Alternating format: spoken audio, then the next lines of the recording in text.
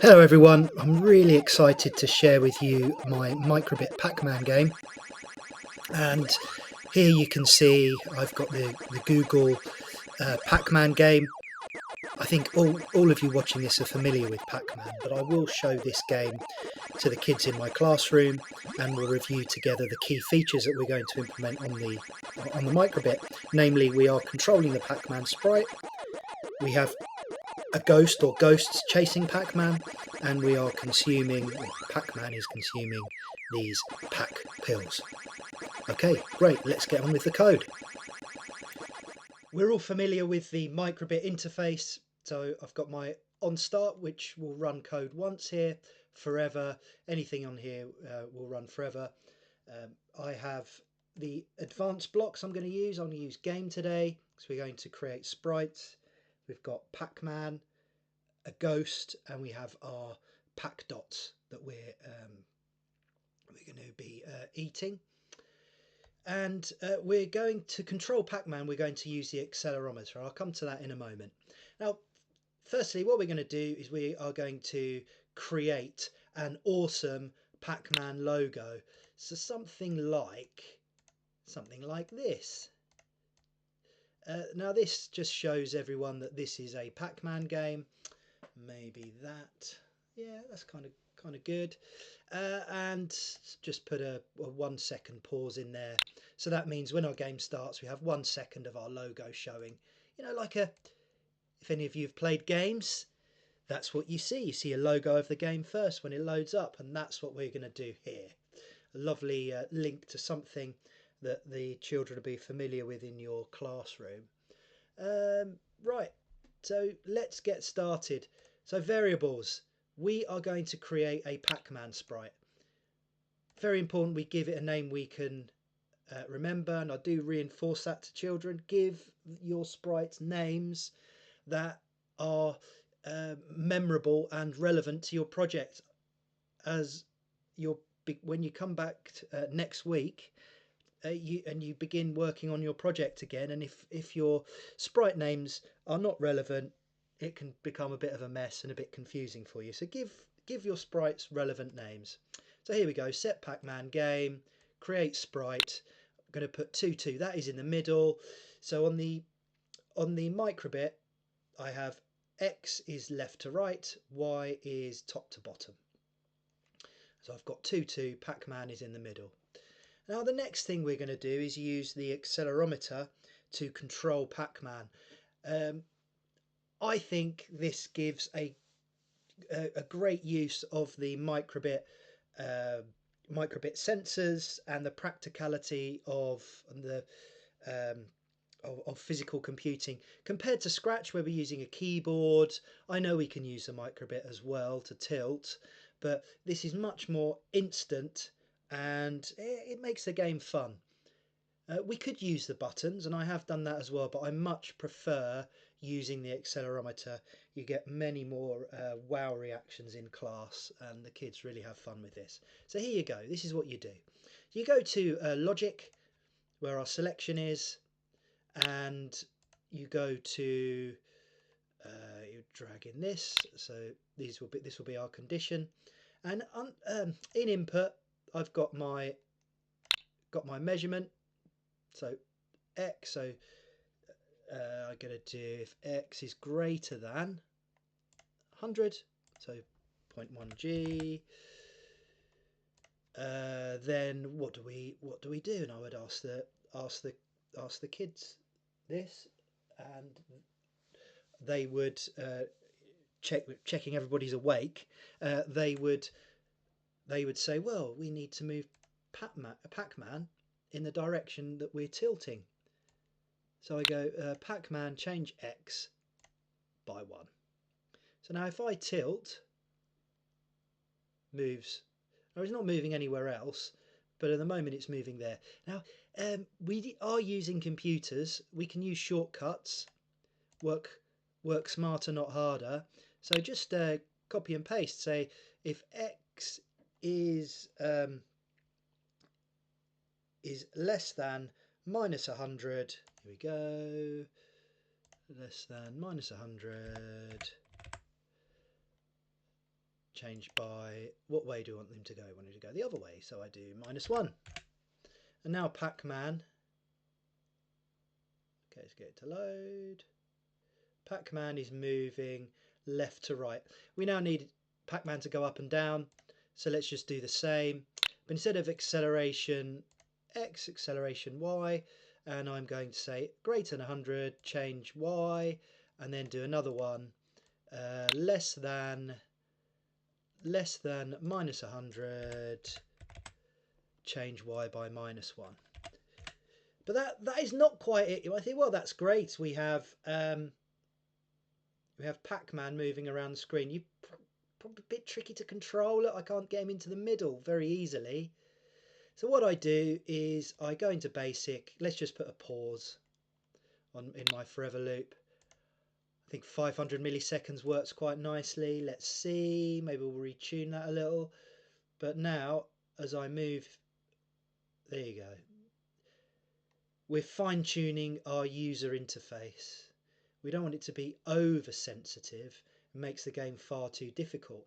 In fact, you could make the game harder by changing that sensitivity later on as an extra level. But there you go. We've now got Pac-Man moving around. But what we want Pac-Man to do is to catch Pac-Dots.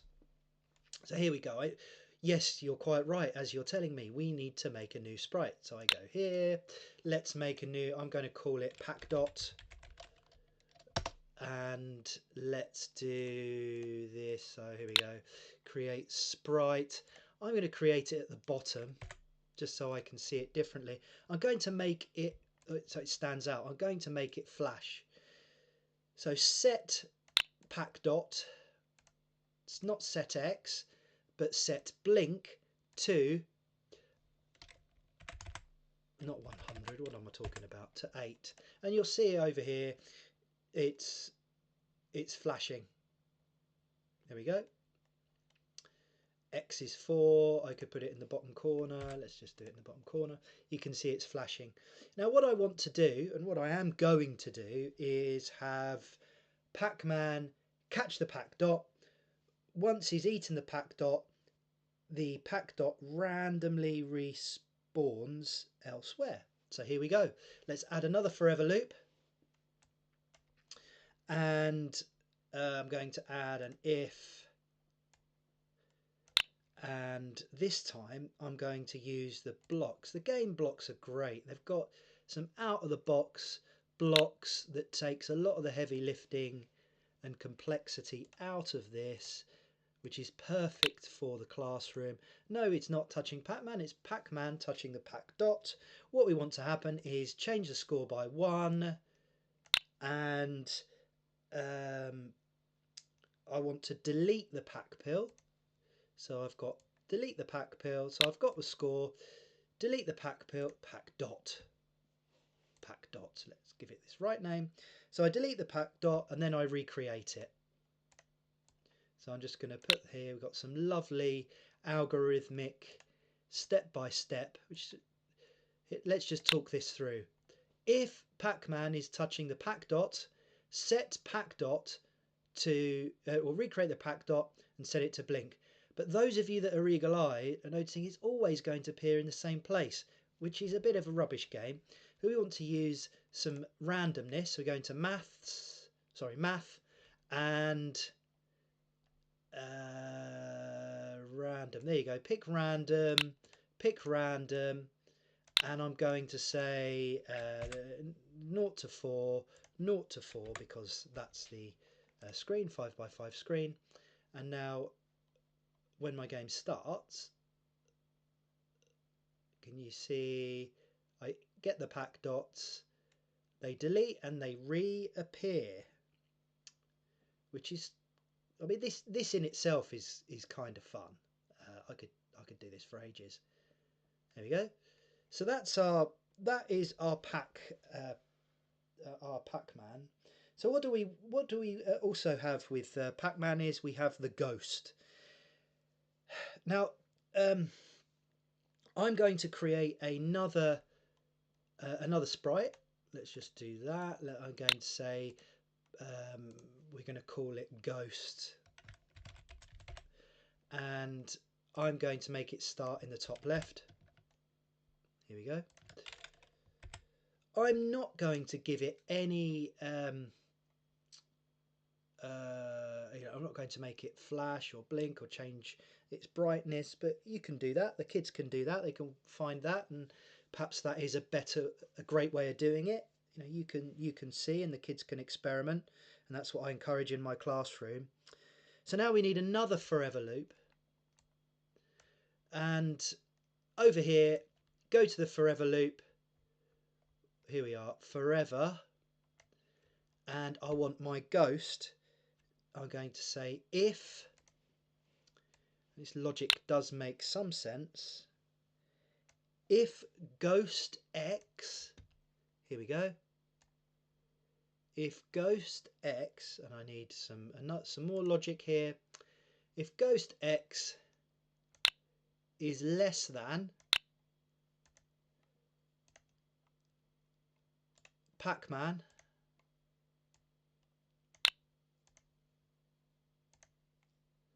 what do we want to happen? Let's just think this through. I'm going to change the ghost's x by 1. So I go back into game, change ghost x by 1. Here you go. Great.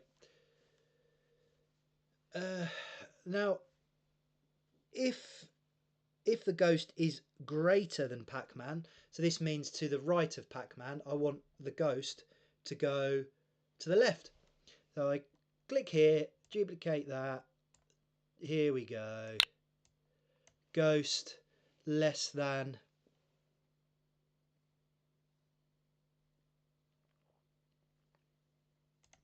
greater than Pac-Man X, and I change the X by -1.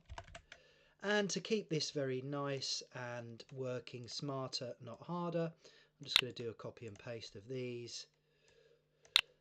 Ghost, ghost, ghost, so I need to change these to Y, basically change everything to Y, and that'll do it. So that to Y, change that to Y, change that to Y. Encourage the kids to think through their code. But even better than that, test it. Again, those that are eagle-eyed can think my ghost is going to go so fast. So set up a pause. I'm going to put a pause of 1 second. So my Pac-Man can move every half second. The ghost is going to move every second. And can you see?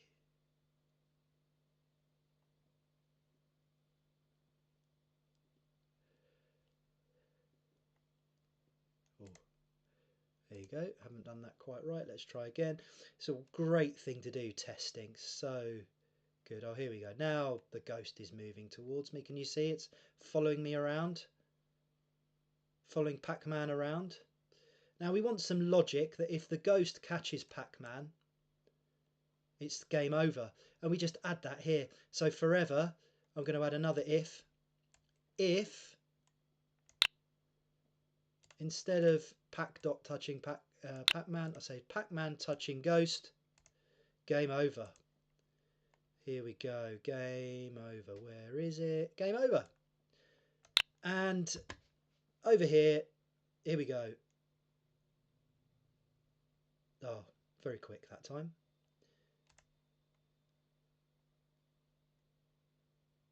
So now it makes it a bit trickier. Makes it a little trickier to get those dots. Here we go. Let's reset that and try again.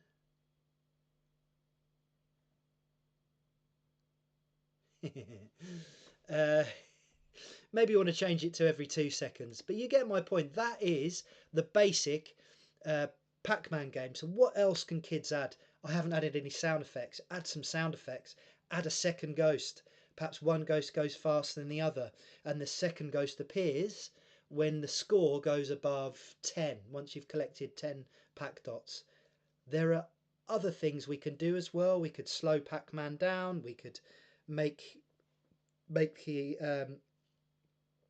micro a bit more sensitive to make it trickier, or not as sensitive.